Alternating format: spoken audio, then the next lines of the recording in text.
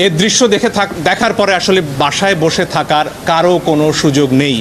আমাদের যার যার অবস্থান থেকে প্রতিবাদ করতে হবে। যে অভিজ্ঞতা আমি বলতে পারি, আমি ধানমন্ডিতে যখন হাঁটছিলাম আমার দিকে 2 রাউন্ড গুলি করা হয়েছে। সামাজিক যোগাযোগ মাধ্যম থেকে শুরু করে আন্তর্জাতিক যোগাযোগ মাধ্যম, গণমাধ্যম, সেটা হোক বিবিসি কিংবা আল জাজিরা বা আরও কোনো চ্যানেল, দেখেছেন কিভাবে আমাদের সন্তানদের উপর গুলি চলেছে।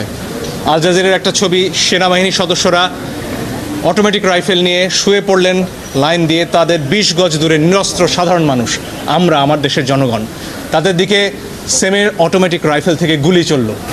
এই দৃশ্য দেখার পরে আসলে বাসায় বসে থাকার কারো কোনো সুযোগ নেই।